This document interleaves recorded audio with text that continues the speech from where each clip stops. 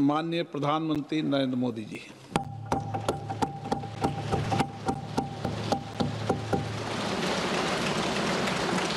आदरणीय अध्यक्ष महोदय, मैं इस सम्मानित सदन में पश्चिम एशिया में चल रहे संघर्ष और इसकी वजह से भारत के सामने आई चुनौतियों पर बात रखने के लिए उपस्थित हुआ हूं। इस समय पश्चिमी एशिया की हालत चिंताजनक है।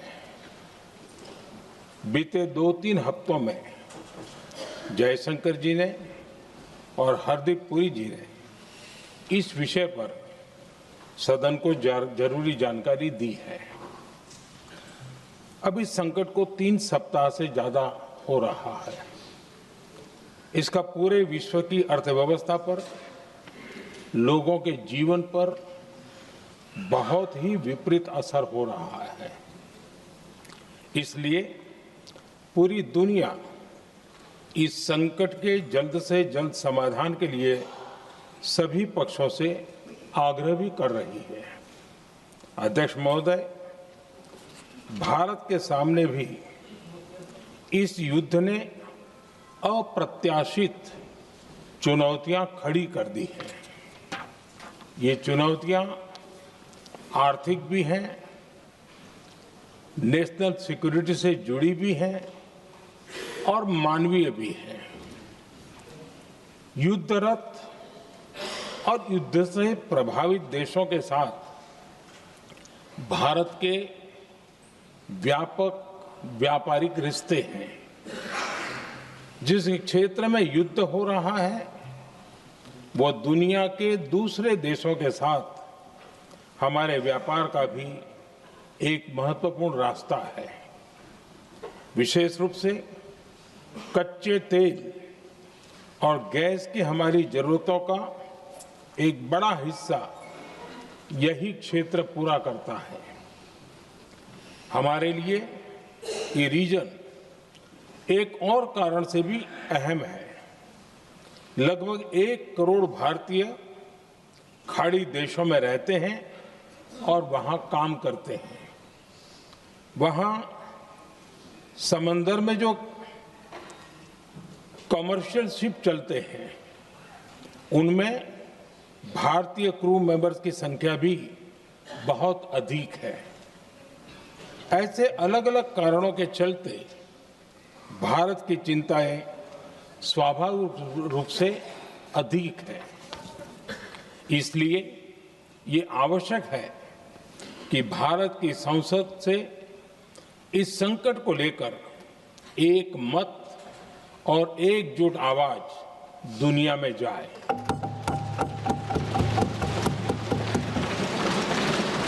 अध्यक्ष जी,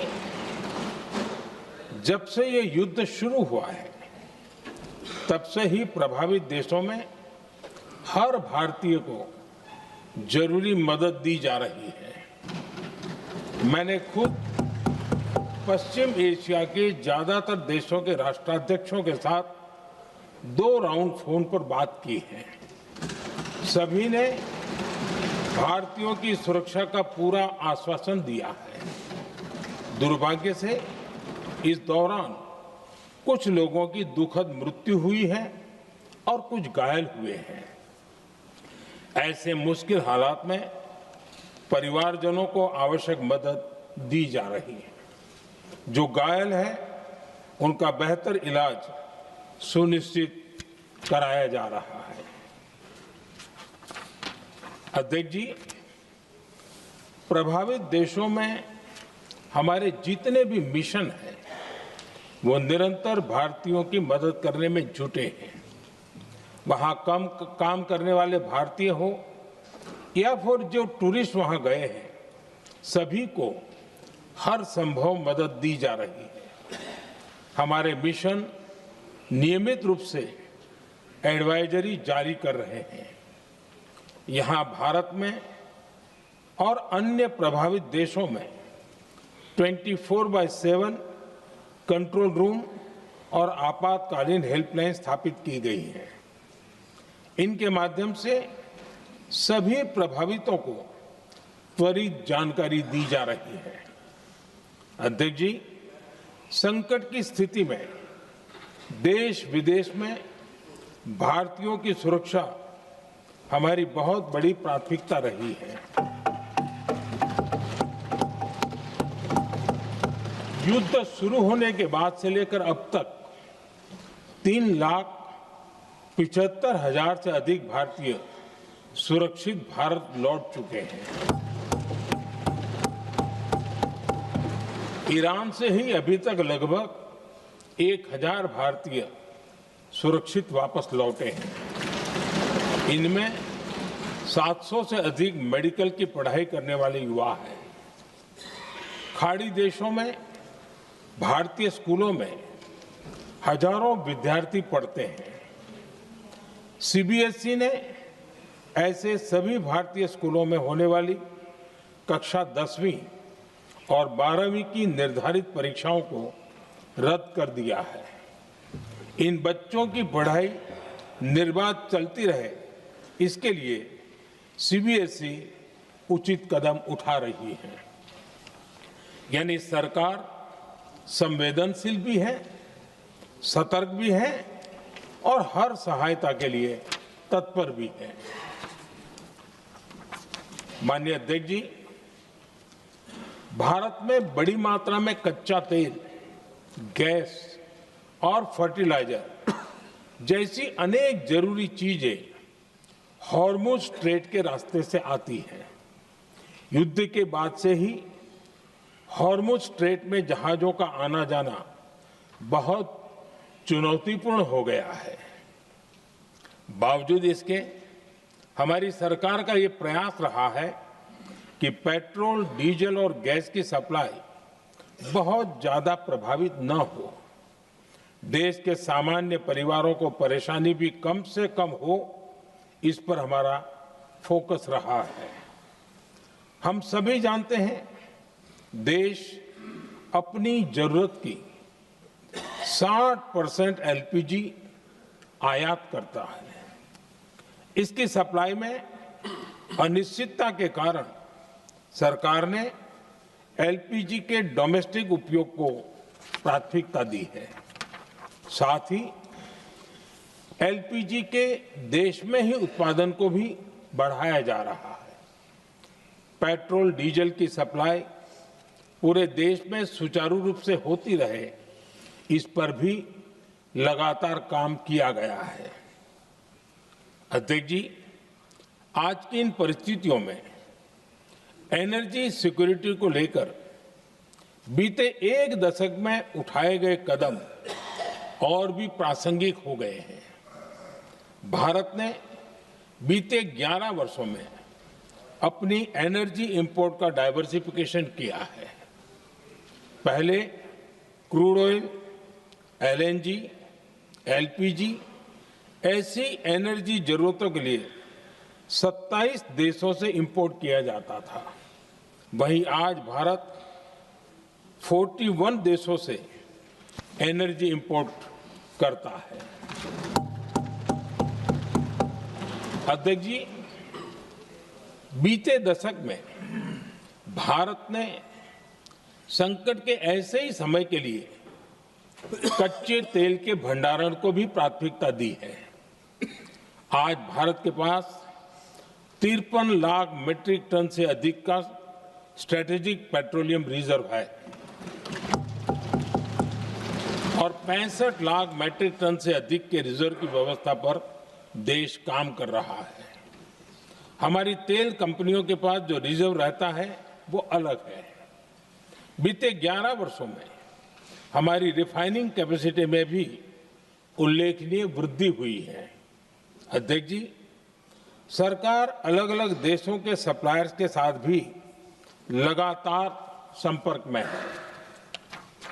प्रयास ये है कि जहां से संभव हो वहां से तेल और गैस की सप्लाई होती रहे। भारत सरकार गल्फ और आसपास के शिपिंग रूट्स पर निरंतर नजर बनाए हुए है। हमारा प्रयास है कि तेल हो, गैस हो, फर्टिलाइजर हो ऐसे हर जरूरी सामान से जुड़े जहाज भारत तक सुरक्षित पहुंचे। हम अपने सभी वैश्विक सहयोगियों के साथ निरंतर संवाद कर रहे हैं ताकि हमारे मैरीटाइम कॉरिडोर सुरक्षित रहे। ऐसे प्रयासों के कारण बीते दिनों हॉर्मुज स्ट्रेट में फंसे हमारे कई जहाज भारत आए भी हैं। अध्यक्ष जी, संकट के इस समय में देश की एक और तैयारी भी बहुत काम आ रही है। पिछले 10-11 साल में इथेनॉल के उत्पादन और उसकी ब्लेंडिंग पर अभूतपूर्व काम हुआ है। एक दशक पहले तक देश में सिर्फ 1-1.5% इथेनॉल ब्लेंडिंग कैपेसिटी थी। आज हम पेट्रोल में 20% इथेनॉल ब्लेंडिंग के करीब पहुंच रहे हैं। इसके कारण प्रति वर्ष करीब 4.5 करोड़ बैरल कम ऑयल इंपोर्ट करना पड़ रहा है। ऐसे ही रेलवे के बिजलीकरण से भी बहुत बड़ा फायदा हो रहा है। अगर रेलवे का इतना बिजलीकरण न होता तो हर साल करीब 180 करोड़ लीटर डीजल अतिरिक्त लगता। ऐसे ही हमने मेट्रो का नेटवर्क बढ़ाया है। 2014 में जहां देश में मेट्रो नेटवर्क 250 किलोमीटर से भी कम था, आज ये बढ़कर करीब 1100 किलोमीटर हो गया है। हमने इलेक्ट्रिक मोबिलिटी पर बहुत अधिक बल दिया।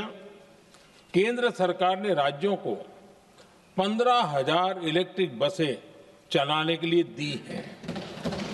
आज जिस स्केल पर वैकल्पिक ईंधन पर काम हो रहा है, उससे भारत का भविष्य और सुरक्षित होगा।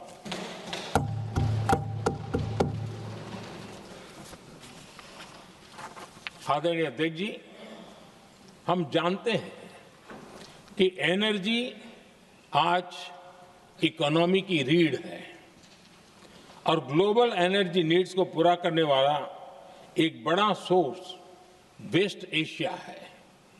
स्वाभाविक है कि दुनिया भर की अर्थव्यवस्था वर्तमान संकट से प्रभावित हो रही है और भारत पर इसका कम से कम दुष्प्रभाव हो, इसके लिए निरंतर प्रयास किए जा रहे हैं। सरकार इसके शॉर्ट टर्म, मीडियम टर्म और लॉन्ग टर्म ऐसे हर असर के लिए एक रणनीति के साथ काम कर रही है। आज भारत की इकोनॉमी के फंडामेंटल्स मजबूत है। इससे भी देश को बहुत मदद मिली है। हम हर सेक्टर के स्टेक होल्डर्स के साथ चर्चा कर रहे हैं। जहां भी जरूरत है उस सेक्टर को आवश्यक सपोर्ट दिया जा रहा है। भारत सरकार ने एक इंटर मिनिस्ट्रियल ग्रुप भी बनाया है। ये ग्रुप हर रोज मिलता है और हमारे इंपोर्ट एक्सपोर्ट में आने वाली हर दिक्कत का आकलन करता है और ये ग्रुप आवश्यक समाधान पर भी निरंतर काम करता है। मुझे पूरा भरोसा है कि सरकार और इंडस्ट्री के साझा प्रयासों से हम परिस्थितियों का बेहतर सामना कर पाएंगे। माननीय अध्यक्ष जी, एक बड़ा सवाल ये है कि युद्ध का खेती पर क्या प्रभाव होगा। देश के किसानों ने हमारे अन्न के भंडार भर रखे हैं, इसलिए भारत के पास पर्याप्त खाद्यान्न है। हमारा ये भी प्रयास है कि खरीफ सीजन की ठीक से बुआई हो सके। सरकार ने बीते सालों में आपात स्थिति से निपटने के लिए खाद की पर्याप्त व्यवस्था भी की है। अतीत में भी हमारी सरकार ने दुनिया के संकटों का बोझ किसानों पर नहीं पड़ने दिया था। कोरोना और उस समय के युद्धों के दौरान उस समय भी ग्लोबल सप्लाई चेन में डिस्ट्रप्शन आ गई थी। दुनिया के बाजार में यूरिया की एक बोरी 3,000 रुपये तक पहुंच गई, लेकिन भारत के किसानों को वही बोरी 300 रुपये से भी कम कीमत में उपलब्ध कराई गई। अध्यक्ष जी, देश के किसानों को इस प्रकार के संकटों से बचाने के लिए भी बीते वर्षों में अनेक कदम उठाए गए हैं। पिछले एक दशक में देश में 6 यूरिया प्लांट शुरू किए गए हैं। इससे सालाना 76 लाख मैट्रिक टन से अधिक की यूरिया प्रोडक्शन कैपेसिटी जुड़ी है।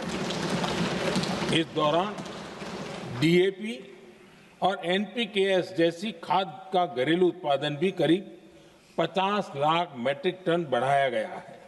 इतना ही नहीं, तेल और गैस की तरह खाद के आयात को भी डाइवर्सिफाई किया गया है। ऐसे ही डीएपी और एनपीके के आयात के लिए भी हमने अपने विकल्पों को विस्तार किया है। अध्यक्ष जी, सरकार ने देश के किसानों को made in India nano urea का विकल्प भी दिया है। सरकार किसानों को प्राकृतिक खेती के लिए भी प्रोत्साहित कर रही है।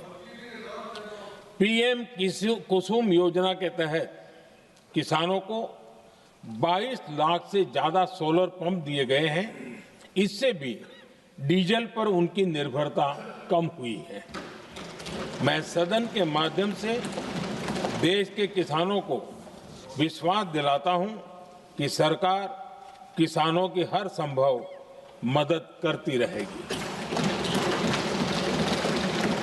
आदरणीय अध्यक्ष जी, युद्ध का एक बहुत बड़ा चैलेंज ये भी है कि भारत में गर्मी का मौसम शुरू हो रहा है। आने वाले समय में बढ़ती गर्मी के साथ बिजली की डिमांड बढ़ती जाएगी। फिलहाल देश के सभी पावर प्लांट्स के पर्याप्त कोल स्टॉक्स उपलब्ध है। भारत ने लगातार दूसरे साल 100 करोड़ टन कोयला उत्पादन करने का रिकॉर्ड बनाया है। पावर जनरेशन से लेकर पावर सप्लाई तक के हमारे सभी सिस्टम की निरंतर मॉनिटरिंग भी की जा रही है और सरकार की तैयारियां उसको रिन्यूएबल एनर्जी से भी मदद मिली है। बीते दशक में रिन्यूएबल एनर्जी की तरफ देश ने बड़े कदम उठाए हैं। आज हमारी total installed power generation capacity का आधा हिस्सा रिन्यूएबल सोर्स से आता है। हमारी कुल रिन्यूएबल क्षमता आज 250 गीगावाट के ऐतिहासिक आंकड़े को पार कर गई है। बीते 11 वर्षों में देश ने अपनी सोलर पावर कैपेसिटी करीब 3 गीगावाट से बढ़ाकर 140 गीगावाट तक पहुंचाई है। बीते वर्षों में देश में करीब 40 लाख रूफटॉप सोलर लगे हैं। इसमें पीएम सूर्यघर मुफ्त बिजली योजना से भी लोगों को काफी मदद मिली है। गोवर्धन योजना के तहत देश में आज 200 कॉम्प्रेस्ड बायोगैस प्लांट भी काम करना शुरू कर चुके हैं। ये सारे प्रयास आज देश के बहुत काम आ रहे हैं। सरकार ने भविष्य की तैयारी और बढ़ाते हुए शांति एक्ट माध्यम से देश में न्यूक्लियर एनर्जी के उत्पादन को भी प्रोत्साहित किया है। कुछ ही दिन पहले small hydro power development scheme को भी हरी झंडी दी गई है, जिससे अगले 5 वर्षों में 1500 मेगावाट नई हाइड्रो पावर कैपेसिटी जोड़ी जाएगी। आदरणीय अध्यक्ष जी, जहां तक डिप्लोमेसी की बात है, भारत की भूमिका स्पष्ट है। शुरुआत से ही हमने इस संघर्ष को लेकर अपनी गहरी चिंता व्यक्त की है। मैंने स्वयं भी पश्चिम एशिया की सभी संबंधित नेताओं से बातचीत की है। मैंने सभी से तनाव को कम करने और इस संघर्ष को खत्म करने का आग्रह किया है। भारत ने नागरिकों, एनर्जी और ट्रांसपोर्ट से जुड़े इंफ्रास्ट्रक्चर पर हमलों का विरोध किया है। कमर्शियल जहाजों पर हमला और हॉर्मुज स्ट्रेट जैसे अंतर्राष्ट्रीय जलमार्ग में रुकावट अस्वीकार्य है। भारत डिप्लोमेसी के जरिए युद्ध के इस माहौल में भी भारतीय जहाजों के सुरक्षित आवागमन के लिए निरंतर प्रयास कर रहा है।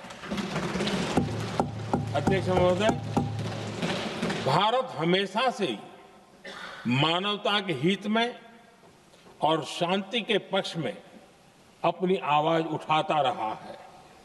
मैं फिर कहूंगा कि बातचीत और कूटनीति ही इस समस्या का समाधान है। हमारे हर प्रयास तनाव को कम करने, इस संघर्ष को समाप्त करने के लिए है। इस युद्ध में किसी के भी जीवन पर संकट मानवता के हित में नहीं है। इसलिए भारत का प्रयास सभी पक्षों को जल्द से जल्द शांतिपूर्ण समाधान के लिए प्रोत्साहित करने का है। अध्यक्ष जी, जब ऐसे संकट आते हैं तो कुछ तत्व इसका गलत फायदा उठाने की कोशिश भी करते हैं। इसलिए कानून व्यवस्था सुनिश्चित करने वाली सभी एजेंसियों को अलर्ट पर रखा गया है।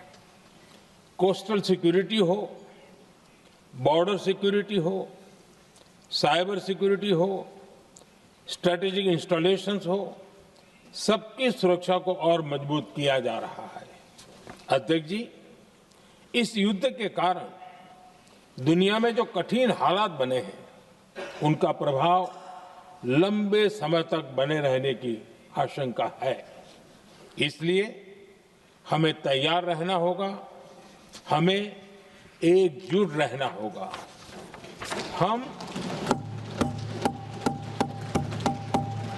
हम कोरोना के समय भी एकजुटता से ऐसी चुनौतियों का सामना कर चुके हैं।